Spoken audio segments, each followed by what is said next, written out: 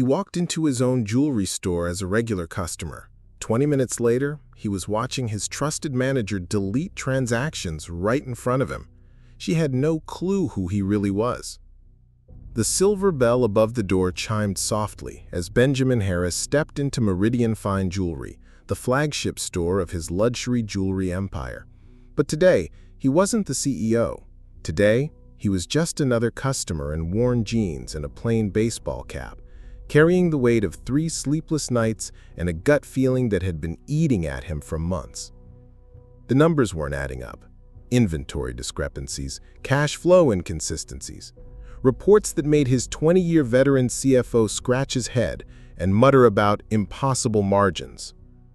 Benjamin had built this company from nothing, starting with a single pawn shop after his father died, leaving behind nothing but debt and a dream that jewelry could be more than just metal and stones. It could be love, hope, legacy. Now someone was stealing from that dream. The store hummed with quiet luxury. Crystal chandeliers cast warm light over display cases filled with diamonds that caught and scattered rainbow fragments across mahogany floors. The scent of leather polish and expensive perfume hung in the air. Classical piano music played softly from hidden speakers. This was his sanctuary, his masterpiece, built from 18-hour days and the calloused hands of a boy who once sold his mother's wedding ring to keep the lights on. "Good afternoon, sir. Welcome to Meridian." The voice belonged to Ashley Morgan, his store manager of 7 years. She approached with the practiced smile of someone who could spot a serious buyer from across the room. Benjamin had hired her himself, impressed by her knowledge of gemstones and her ability to make customers feel like family. She'd been his success story, promoted from sales associate to manager, trusted with keys to the kingdom. "Thank you," Benjamin replied, deepening his voice slightly and adopting the careful posture of someone trying to look more affluent than they felt. "I'm looking for something special. An engagement ring." Ashley's eyes lit up with genuine warmth. This was her element. "Congratulations! Tell me about her. What kind of women are we shopping for?" The question hit harder than expected. Benjamin thought of Sarah, his wife of 15 years, who still wore the simple solitaire he'd given her when they were both broke and dreaming. She deserves everything beautiful in this world," he said, surprised by the rawness in his own voice. "Then let's find her something extraordinary." Ashley led him toward the bridal collection, her heels clicking against the polished floor. "Are you thinking traditional or contemporary, classic diamond or something with color?" As they walked, Benjamin's trained eye swept the store. Everything looked perfect on the surface. Display cases gleamed, inventory appeared full, but he noticed things others wouldn't. A slight gap where a tennis bracelet should be. An empty spot in the men's watch collection that hadn't been there in last month's photos. "This is our signature collection," Ashley said, stopping before a case that held rings worth more than most people's cars. Hand-selected diamonds, all internally flawless, set in our exclusive settings. Benjamin leaned closer, studying the pieces with practiced expertise. These were beautiful, but his eye caught something else.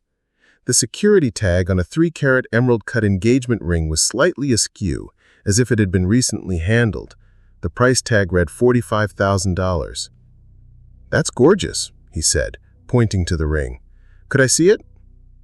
Ashley's fingers hesitated for just a moment over her keys. A micro-expression crossed her face, so brief that anyone else would have missed it. But Benjamin had spent 2 decades reading people's faces across negotiation tables and boardroom confrontations.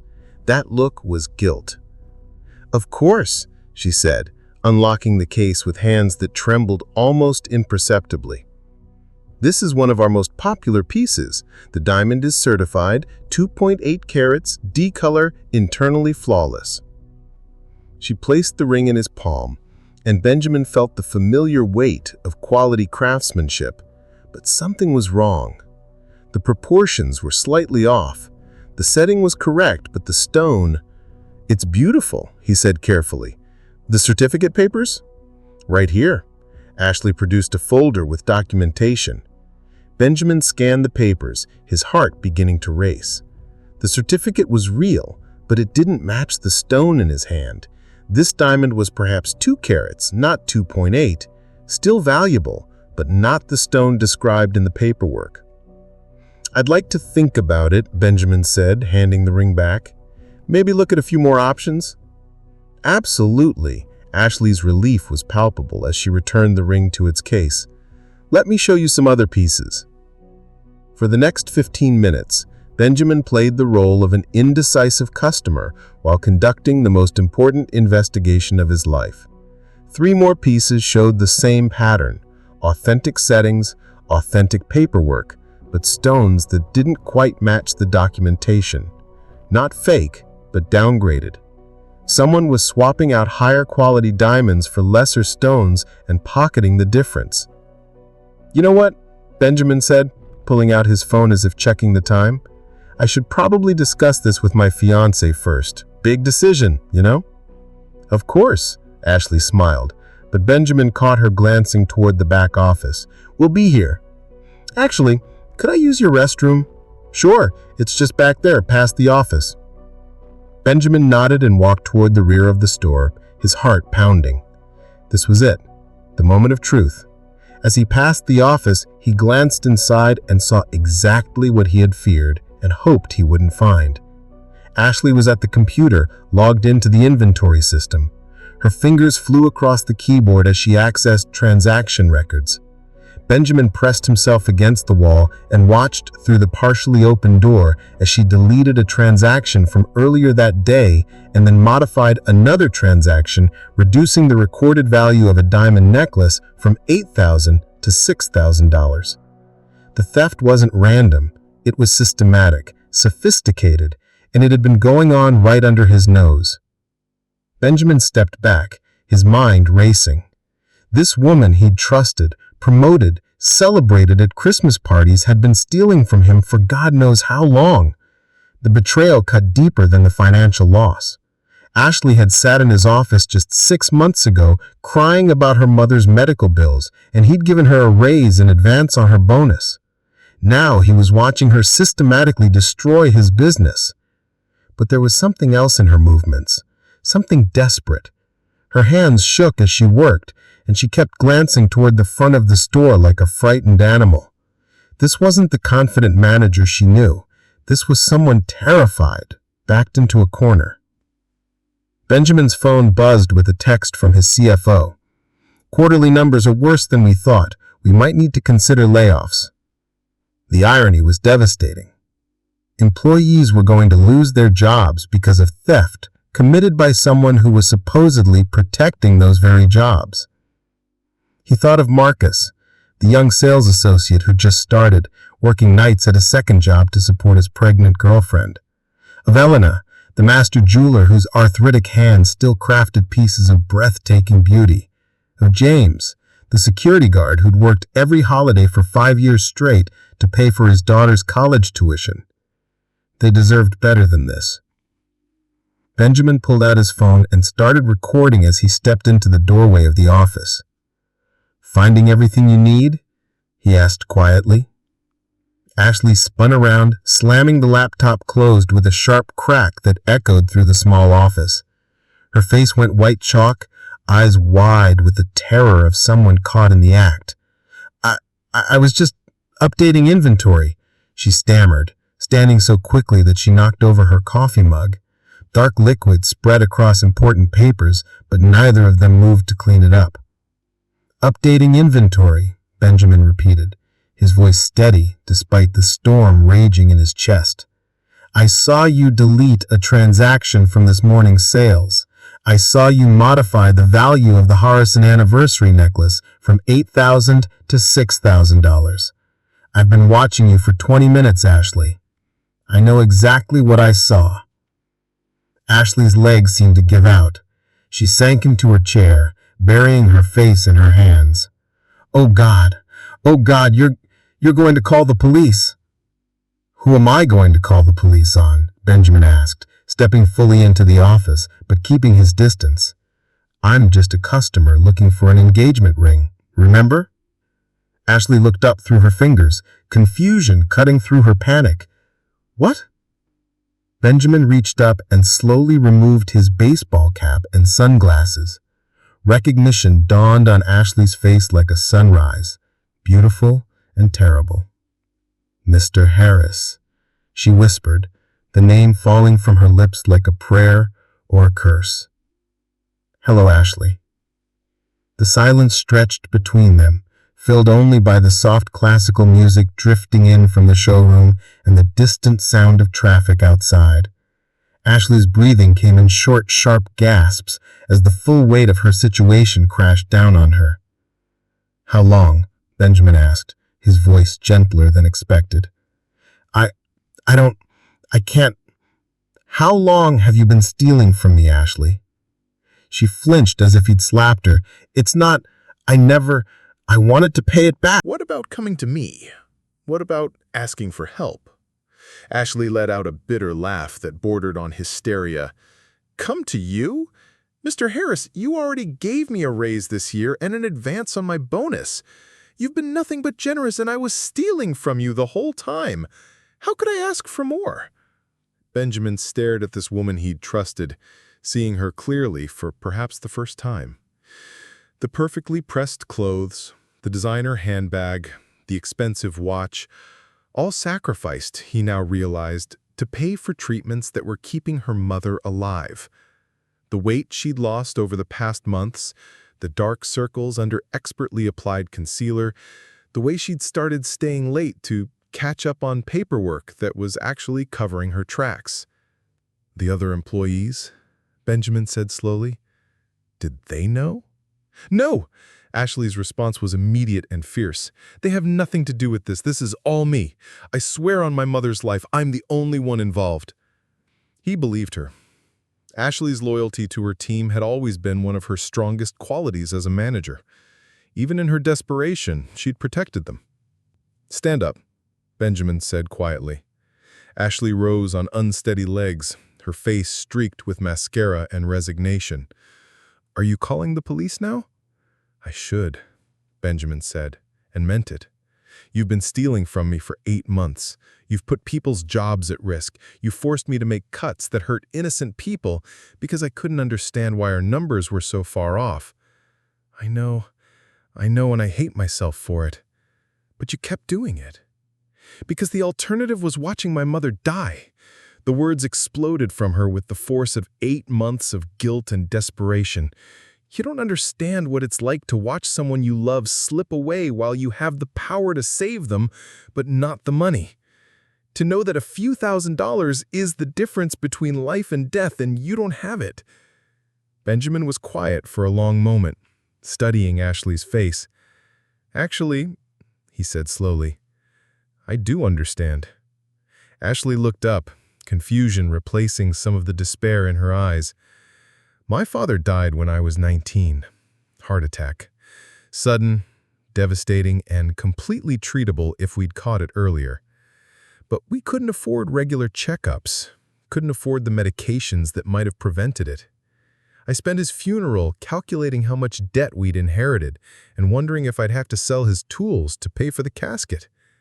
Ashley stared at him, seeing perhaps for the first time the man behind the title.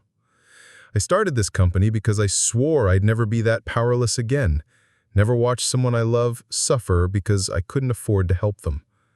Benjamin's eyes were steady on hers. So yes, Ashley, I understand exactly what it's like. Then why didn't you just pay for the treatments? Why steal? Benjamin almost smiled at the question. Because you didn't ask. Because you were too proud, too ashamed, too afraid. Because asking for help feels like failure, and stealing feels like taking control. The accuracy of his words hit Ashley like a physical blow. She sank back into her chair, shoulders shaking with silent sobs. Here's what's going to happen, Benjamin said, his voice taking on the authoritative tone that had built an empire. You're going to show me exactly what you took, exactly how much, and exactly how you did it. We're going to calculate the precise amount down to the penny. Ashley nodded miserably. Then, You're going to help me put systems in place to make sure this never happens again. Better oversight, better checks and balances, better support for employees who find themselves in desperate situations. Ashley looked up, hope flickering in her eyes like a candle in a storm. And then, Benjamin continued, his business instincts reasserting themselves, you're going to accept a loan from the company. Interest-free, payment terms will work out together to cover your mother's treatments. Ashley's mouth fell open. I don't understand. The theft stops today, the lies stop today, but your mother doesn't have to die because of your mistakes. Everyone deserves a second chance, Ashley. Even people who steal from me. Why? The word came out as barely a whisper. Benjamin was quiet for a moment, considering his answer. Because firing you won't bring back the money, sending you to prison won't undo the theft, but helping you might prevent someone else from making the same desperate choice. Ashley began crying again, but these tears were different. Relief, gratitude, and something that might have been hope. There are conditions, Benjamin continued, his business instincts reasserting themselves. You'll submit to regular audits. You'll attend counseling to deal with the stress and guilt. You'll help train other managers to recognize and prevent this kind of situation. And if you ever steal from me again, even a penny, you go to prison. No second chances, no mercy, no discussion. Yes, Ashley said immediately. Yes, I agreed to everything. Good. Benjamin pulled out his phone. Now, let's call my CFO and figure out exactly how much damage we're dealing with. And Ashley. Yes, sir? Thank you for caring enough for your people to keep them out of this. That loyalty is part of why I'm giving you this chance. As he made the call that would begin the long process of putting his company back together, Benjamin thought about the delicate balance between justice and mercy, between protecting his business and protecting his people. Leadership, he'd learned, wasn't about being right or wrong. It was about making the hard choices that served the greater good, even when those choices felt impossible. Through the office window, he could see the showroom where Marcus was helping a young couple select their first anniversary gift, where Elena was carefully repairing a vintage brooch, where James was ensuring everyone felt safe and welcome. These people trusted him to protect not just their jobs, but their futures.